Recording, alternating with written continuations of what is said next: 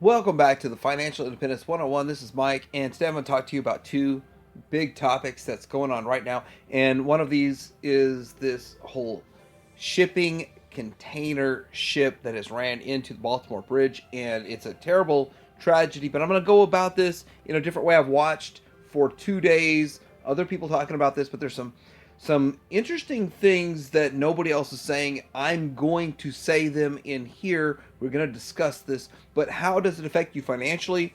How does it affect the supply chain? And I'll go into all of that. We're going to get into a spending bill here, talk about a little bit about the debt ceiling, the debt issue, the implications of this, and government shutdown. But I'm going to have to do a whole other video about just the debt ceiling because it's ridiculous. We're going to talk about this and more coming up. All right, so this tragedy in Baltimore hitting this bridge and taking it down. You see there's no power to it. It looks like it will completely miss that entire support, and then the power comes on and it has a sharp turn, almost a 90-degree turn. It's like, all right, we're on course to hit this, kill the power again, and then it almost hits it. The power comes back on, and I will give it to them that it does swerve to the left just a little bit. Their left, our right, just a little bit before impact. But this is very suspicious. There's a lot of things to say about this whole situation. And with that, I'm not going to blame anybody. I don't have a theory. I'm just saying that this is ridiculously suspicious from the fact that it could have missed the bridge. Literally, if the power stayed off, it would not have hit the bridge. It might have hit the shore, might hit something else, but it would not have hit the bridge. Now, with this, we do have a supply chain interruption. What's the level of that supply chain interruption? So I've watched several other people's opinion, their take on this situation. I'm not going to blame anybody. I have no theory. But I got to say, first off, some information I found out, and whether or not that's true or not, because literally they're not telling you anything, is that this was an outgoing ship leaving the port. Now, if you're a ship like this leaving America, you're leaving with empty shipping containers. So there's nothing on there, really, because we don't export nearly what we import. So maybe 6% of those have actual product on it. I'm not sure.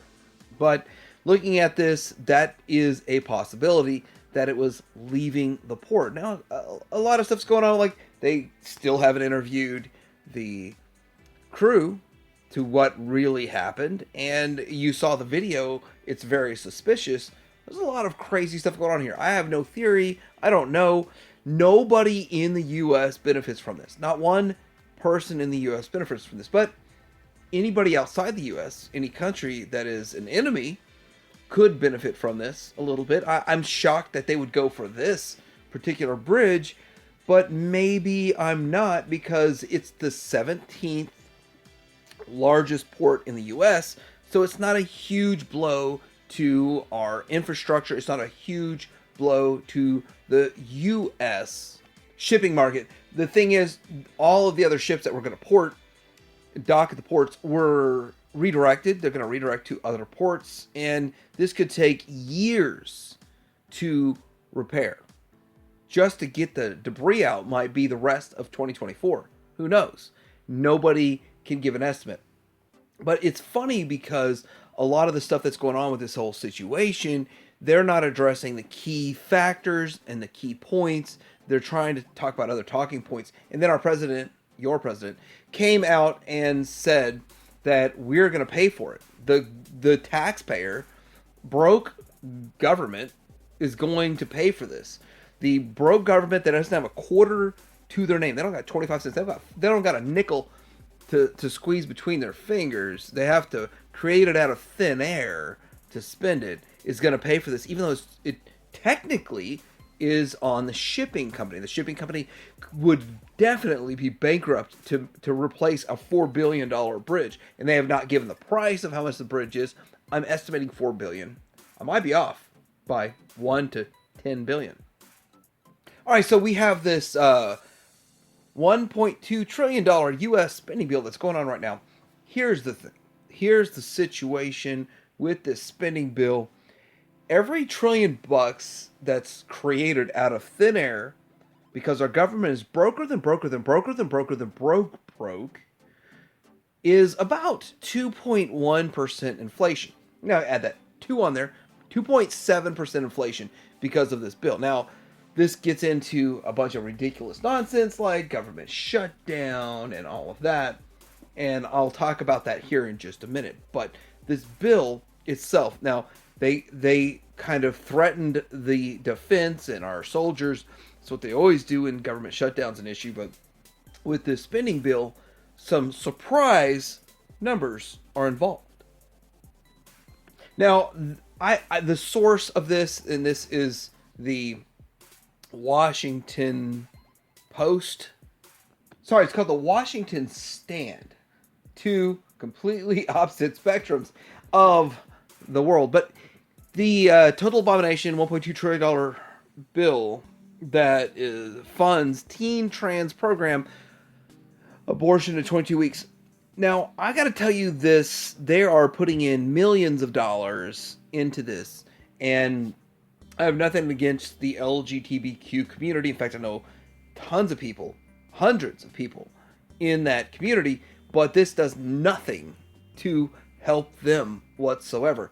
But I will show you actually every single dollar that they are allocating. All right, so I've gone through this thoroughly, and nothing in here will help anybody. The trans people, the immigrant trans people that come over and identify as trans so they get transgender treatment kind of stuff. So I know a lot of gay people, lesbians, bi, and I know a person that's transitioning. This doesn't help them at all.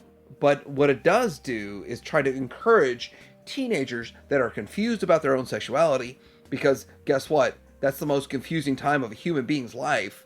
And they try to encourage them to become trans.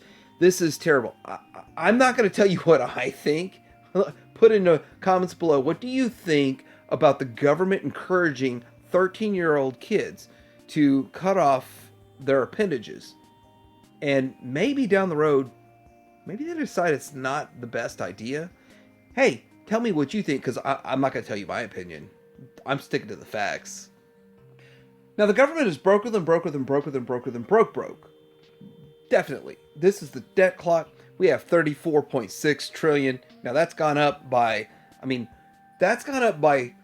25 lifetimes of people working 40 hours a week just since I took this picture minutes ago. That's ridiculous, by the way. It's asinine. The amount of money that's wastefully spent in this country is beyond comprehension. I mean, it's really hard for any human being to comprehend this. In fact, no lawmaker can actually comprehend the ridiculous level of massive, unnecessary overspending that our country does. Inflation is the biggest problem in America. I'm shocked that we only have 34 trillion. I thought we'd be at 50 trillion right now because of the drunken spending that's going on up there. But the one thing that keeps this in balance is gridlock. We've seen gridlock in Congress, and that's actually a really good thing for our country, for the citizens, for you, for me, for every single human being watching this video. Gridlock is good because they're not spending the money. Now, there's one thing that is, it's a joke and it's a mockery. It's called the debt ceiling. Now, the debt ceiling, and I found this is like a nice visual. This is absolutely meaningless. The debt ceiling was supposed to be a way to say, hey, hold on a second. We have screwed up completely. We've completely destroyed our currency. We've debased our currency to the point that it's worthless. We need to stop spending.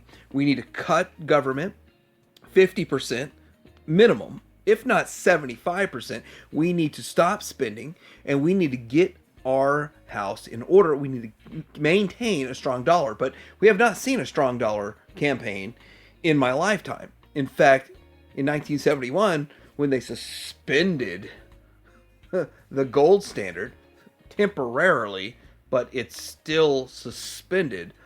They have started outspending themselves, causing this major problem.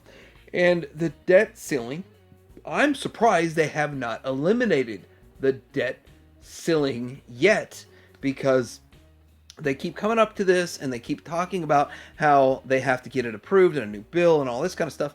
But the truth is it's massive overspending, and it's a massive devaluation of the dollar, and it's destroying your productivity. It's destroying your, every minute you're working, you're losing money because of inflation.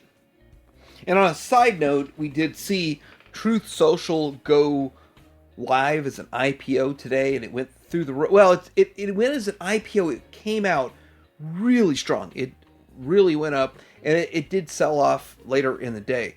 But this is something that is going on as a thing. I will make a Trump video going forward one day. Trump videos always sell. Trump sells, plus or minus, good or bad.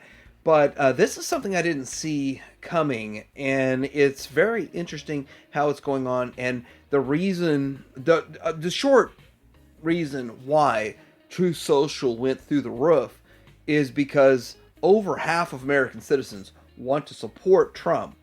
That's all there is to it. And this is proof. But I'll make a whole video talking about it, because I am not going to just tell you everything Trump does is right and is good, because I will tell you everything he's done wrong in that video.